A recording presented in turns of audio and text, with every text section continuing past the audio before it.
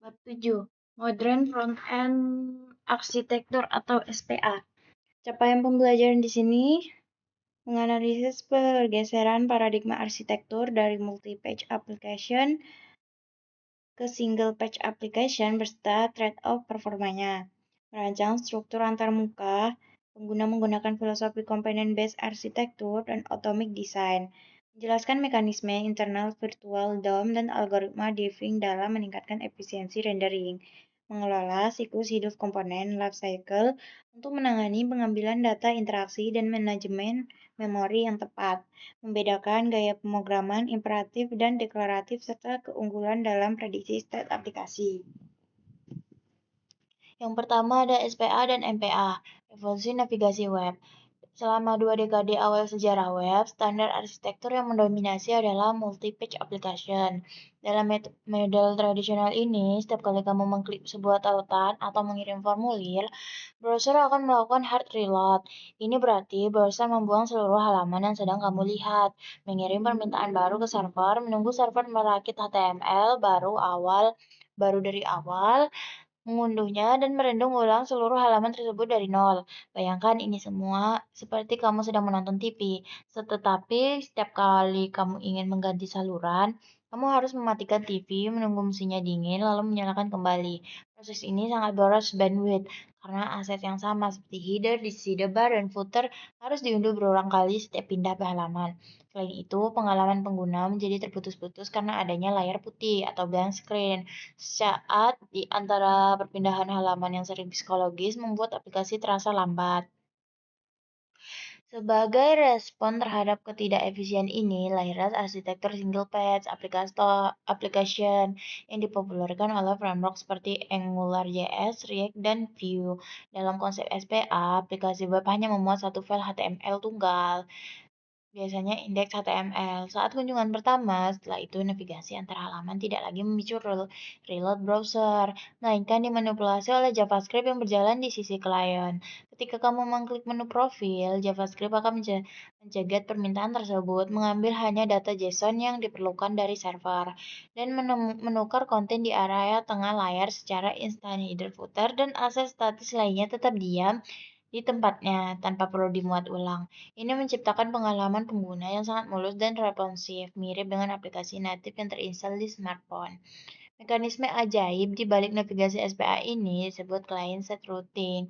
Di masa lalu, URL di address bar browser dikendalikan sepenuhnya oleh server. Jika URL berubah, browser wajib merefresh halaman. Namun, berkat HTML5 History API, JavaScript ini memiliki wewenang untuk memanipulasi URL tanpa memicu refresh halaman. Ini memungkinkan SPA untuk tetap memiliki URL yang unik dan bisa dibagikan, seperti Meat.com. Meskipun secara teknis penggunaan masih berada di halaman fisik yang sama, router di sisi klien bertugas memantau perubahan URL ini dan menemukan komponen mana yang harus ditampilkan ke layar berdasarkan rute yang aktif. Pergeseran tanggung jawab routing dari server ke klien ini adalah salah satu perubahan arsitektural terbesar dalam pengembangan web modern. Namun, SPA bukanlah solusi tanpa celah. Ia memiliki serangkaian trade-off yang harus dipertimbangkan matang-matang oleh seorang arsitek web. Tantangan terbesar SPA tradisional adalah international load time yang cenderung lambat. Karena seluruh logika tradisional adalah initial load time yang cenderung lambat, aplikasi harus diunduh di awal sebelum halaman bisa interaktif. Pengguna mungkin harus menatap layar kosong lebih lama dibandingkan MPA yang HTML-nya sudah siap saji dari server. Masalah ini sangat terasa pada perangkat low-end atau jaringan internet yang lambat. Selain itu, isu SEO sempat menjadi mimpi buruk bagi SPA karena crawler mesin pencari dulunya kesulitan mengindeks konten yang dirender oleh JavaScript. Meskipun kini Googlebot sudah semakin pintar menanganinya. Untuk menjembatani kesenjangan antara performa MPA dan interaktivitas SPA, arsitektur web modern terus berevolusi menuju model hibrid. Teknik seperti server-side rendering dan static site generation yang digunakan oleh framework seperti Next.js atau Nextcode mencoba menggabungkan yang terbaik dari kedua dunia. Halaman pertama digerak sebagai HTML statis agar mesin pencari senang dan pengguna langsung melihat konten, lalu setelah dimuat, JavaScript mengambil alih kendali dan mengubahnya menjadi SPA. Proses transisi halus ini disebut hydration. Memahami evolusi dari MPA ke SPA, lalu ke hybrid, rendering adalah kunci untuk memilih arsitektur yang tepat sesuai kebutuhan proyek. Apakah itu blok sederhana atau dashboard admin yang kompleks? Kesimpulannya, perdebatan antara SPA dan MPA bukanlah tentang mencari pemenang tunggal, melainkan memahami konteks penggunaan. MPA masih sangat relevan untuk situs yang berorientasi konten statis seperti portal berita atau dokumentasi, di mana kesederhanaan dan SEO adalah prioritas utama. Sementara itu, SPA adalah standar mutlak untuk aplikasi yang kaya interaksi, high-click interaktif seperti media sosial, manajemen proyek, atau aplikasi musik streaming. Sebagai pengembang, kamu tidak boleh hanya ikut-ikutan tren SPA karena terlihat keren. Kamu harus bisa menjustifikasi keputusan arsitekturalmu berdasarkan metrik performa yang mengalami pengguna yang ingin dicapai. Yang kedua ada komponen based arsitektur logo untuk web. Jika kita membedah secara developer, pembangunan web di era jQuery atau 2010 ke bawah, kita menemukan pendekatan halaman per halaman. Developer akan menulis file about HTML, konteks HTML, dan home HTML secara terpisah.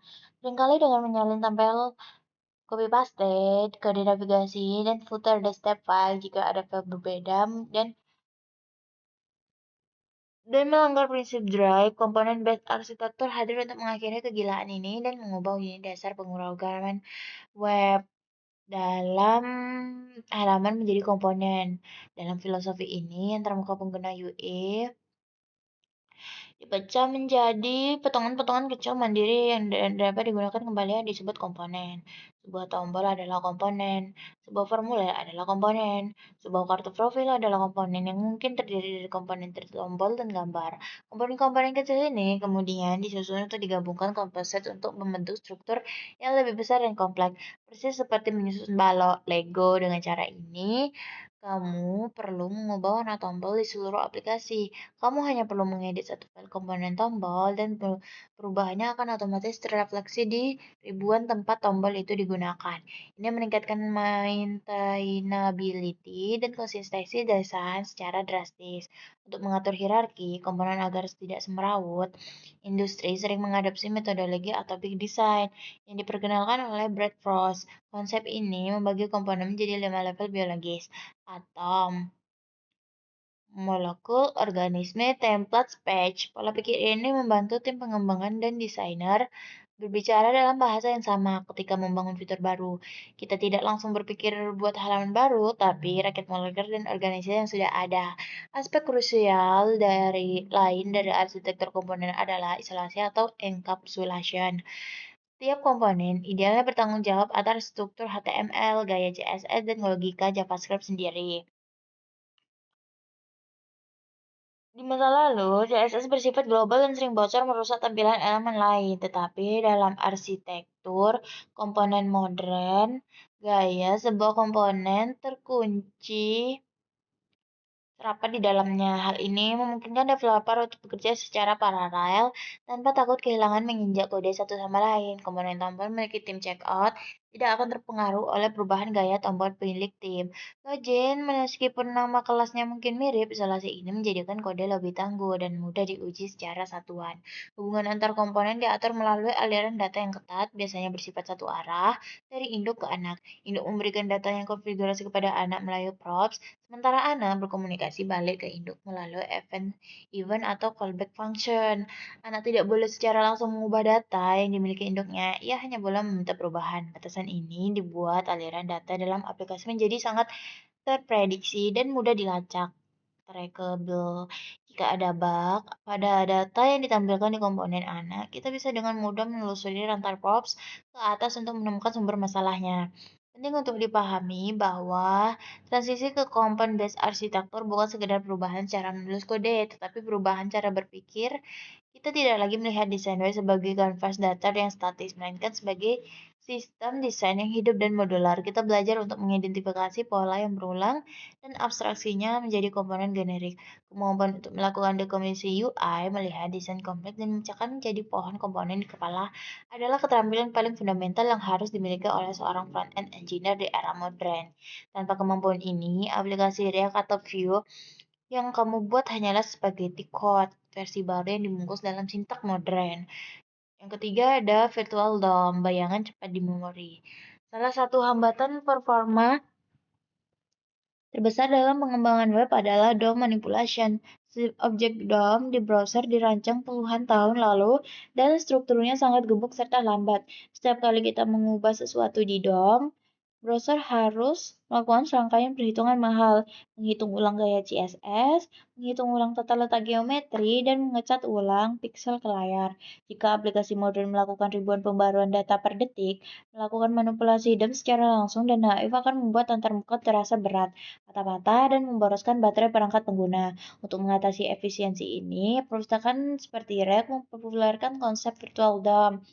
VDOM adalah representasi ringan dari DOM asli yang disimpan dalam memori JavaScript. Bayangkan, VDOM sebagai cetak biru arsitek jauh lebih cepat dan murah daripada menyuruh tukang bangunan merobohkan langsung menyentuh DOM yang asli. Sebaliknya, ia membuat versi baru dari pohon VDOM yang mencerminkan perubahan tersebut. Operasi ini murni terjadi di dunia JavaScript yang sangat cepat, tanpa membebani mesin rendering browser sama sekali. Setelah pohon VDOM baru terbentuk, Framework menjalankan proses yang disebut reconciliation atau algoritma diving. Algoritma ini membandingkan foto VDOM dengan nama VDOM baru untuk mencari perbedaan yang persis. Ia sangat cerdas, data berisi 100 item, hanya teks item ke-50 yang berubah. Algoritma diving akan tahu bahwa 99 item lainnya tidak perlu diganggu tanpa VDOM. Developer yang ceroboh mungkin akan merender ulang seluruh daftar 100 item tersebut yang merupakan pemborosan sumber daya komputasi yang masif. Setelah perbedaan ditemukan, langkah terakhir adalah patching atau campaign test. Framework mengambil daftar perubahan spesifik tersebut untuk menerapkannya ke DOM yang asli. Dalam satu batch yang efisien, alih-alih melakukan 50 perubahan kecil, satu menyuntikkan sekaligus, hasil akhirnya adalah DOM asli diperbarui dengan jumlah operasi seminimal mungkin.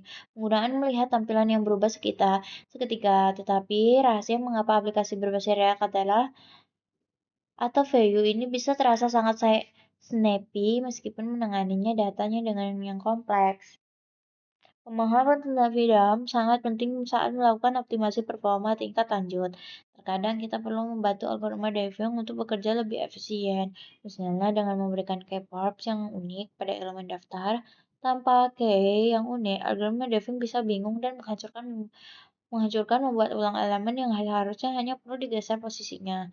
Memahami cara kerja si bayangan ini membantu kita menghindari anti-pattern yang memaksa VDOM bekerja terlalu keras, memaksa aplikasi kita tetap berjalan mulus, bahkan di perangkat seluler dengan spesifikasi rendah sekalipun. Yang keempat ada komponen life cycle, kelahiran, kehidupan, dan kematian. Komponen dalam aplikasi web modern bukanlah entitas statis. Mereka adalah objek yang hidup, bernapas, dan memiliki siklus hidup, life cycle, yang pasti. Memahami siklus ini sangat krusial karena kita perlu menjalankan kode tertentu pada momen yang tepat. Secara umum, siklus hidup komponen dibagi menjadi 3 fase utama: mounting, updating, unmounting. Setiap framework memiliki nama metode yang berbeda, tetapi konsep arsitektural di belakangnya tetap sama persis. Tanpa pemahaman ini, kamu akan menaruh kode di tempat yang salah, menyebabkan bug data atau kebocoran memori. Fase pertama adalah mounting, yaitu momen ketika komponen pertama kali dibuat dan disuntikkan ke dalam DOM. Ini adalah tempat yang tepat untuk melakukan inisialisasi yang membutuhkan akses ke server atau API eksternal. Misalnya, jika kamu membuat komponen daftar pengguna, kamu akan memanggil fungsi fetch. Pada fase ini, jangan pernah melakukan pengambilan data berat di dalam fungsi render atau konstruktor utama, karena itu bisa memblokir proses rendering awal untuk membuat aplikasi terasa lambat. Mounting hanya terjadi sekali seumur hidup atau komponen tersebut kecuali komponen itu dihancurkan dan dibuat ulang dari awal. Fase kedua adalah updating, fase terpanjang dalam hidup komponen. Fase ini terjadi berulang kali setiap kali ada perubahan pada props atau state. Ketika pengguna mengetik di kolom pencarian atau server mengirim notifikasi baru, komponen mendeteksi perubahan data dan melakukan render ulang. Untuk memperbarui tampilan, di fase ini kita harus sangat berhati-hati. Kesalahan umum pemula adalah mengubah state dalam metode update tanpa kondisi pengecekan yang akan memicu render ulang, yang memicu update lagi, menciptakan infinite loop yang akan membekukan browser pengguna. Logika di fase update biasanya digunakan untuk menyinkronkan perubahan, misalnya memperbarui grafik visual saat data angkanya berubah. Fase terakhir dan sering dilupakan adalah unmounting. Momen ketika komponen dihapus dari DOM karena pengguna berpindah halaman atau elemen tersebut disembunyikan. Ini adalah fase bersih-bersih. Jika pada saat mounting kamu membuat timer berlangganan WebSocket untuk menambahkan event listener manual ke objek, kamu wajib membersihkannya di fase unmounting. Jika tidak, proses-proses tersebut akan terus berjalan di latar belakang memakan memori komputer. Bahkan setelah komponennya hilang dari layar, penumpukan proses zombie ini adalah penyebab utama aplikasi SPA menjadi semakin lambat setelah digunakan dalam waktu yang lama. Selain tiga fase utama, ada juga fase penanganan kesalahan. Dalam arsitektur modern, kita bisa membuat komponen khusus sering disebut error boundary yang bertugas untuk menangkap error JavaScript yang terjadi di komponen anak di bawahnya. Jika sebuah komponen mengalami crash karena data yang korup, error boundary akan menangkapnya dan menampilkan UI cadangan. Alih-alih membiarkan seluruh aplikasi menjadi layar putih kosong ini adalah jaringan pengaman vital yang menjaga stabilitas aplikasi di lingkungan produksi yang tidak terduga. Yang kelima, ada deklaratif, impresif, UI, memesan dan memasak. Salah satu pergeseran mental terbesar saat beralih dari pengembangan web jadul ke framework modern adalah perubahan paradigma dari impresif ke deklaratif. Dalam pemrograman imperatif, fokus memberikan instruksi langkah-langkah demi langkah-langkah kepada komputer tentang cara mencapai hasil. Contohnya, jika ingin menambah item ke kelas, nama itu ke daftar, kita menulis ambil elemen UL, membuat elemen LI baru, isi teksnya, tambahkan kelas, lalu tempelkan ke anak terakhir dari UL. Kode imperatif sangat detail dan manual. Kita bertindak sebagai mandor yang mengawasi setiap gerakan mikroskopis dari manipulasi DOM. Pendekatan ini mudah dipahami untuk kasus sederhana, tapi menjadi mimpi buruk saat aplikasi semakin kompleks karena kita harus melacak status DOM secara manual di otak kita. Sebaliknya, pemrograman deklaratif fokus pada mendeskripsikan hasil akhir yang diinginkan untuk membiarkan sistem di baliknya memikirkan cara mencapainya. Analogi yang paling mudah adalah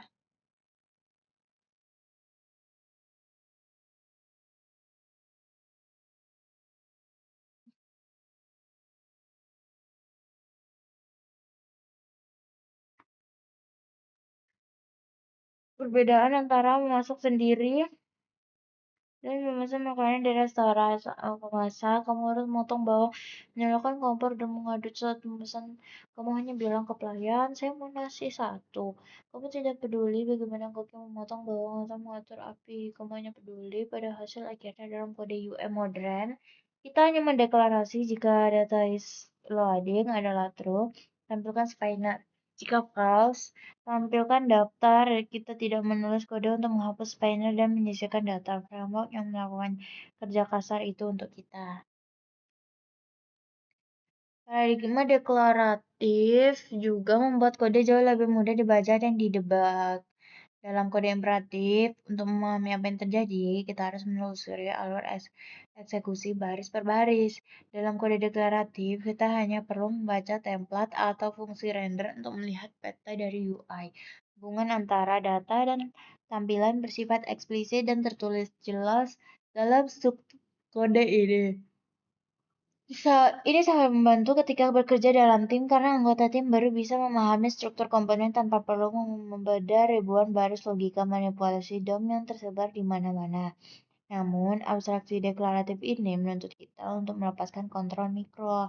Ada kalanya kita merasa frustasi karena tidak bisa menyentuh elemen DOM cara langsung untuk melakukan animasi kompleks atau integrasi dengan library pihak ketiga yang masih imperatif. Untuk kasus-kasus angka ini, framework modern menyediakan pintu darurat yang memungkinkan kita kembali ke mode imperatif sejenak.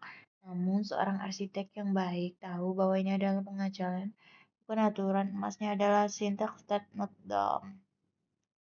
Yang keenam, ada integrasi keislaman bangunan umat siklus kehidupan.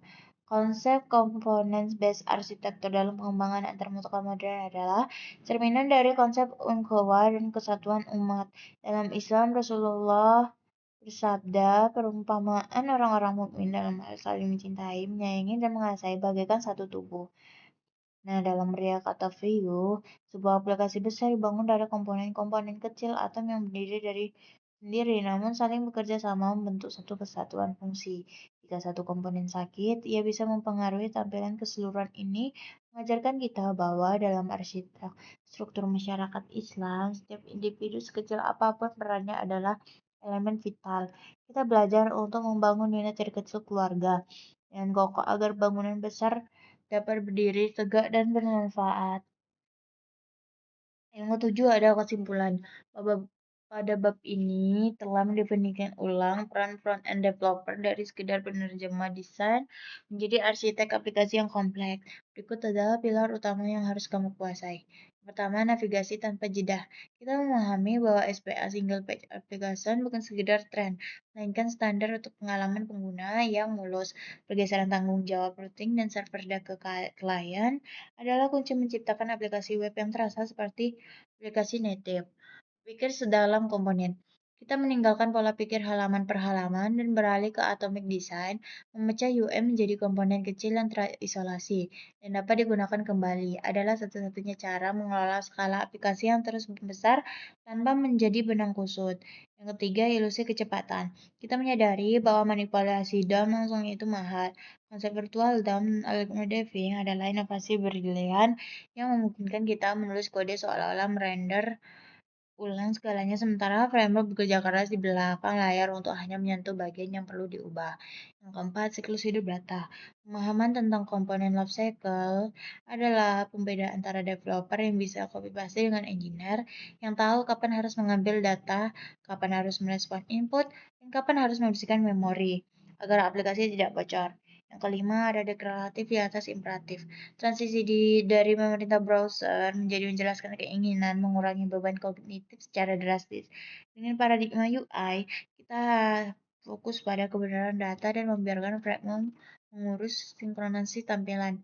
Dan kerangka pikir komponen ini, tantangan berikutnya adalah bagaimana mengelola data dan mengalir di antara ratusan komponen tersebut di bab 8 membahas strategi manajemen untuk mengendalikan data waras dan terkendali.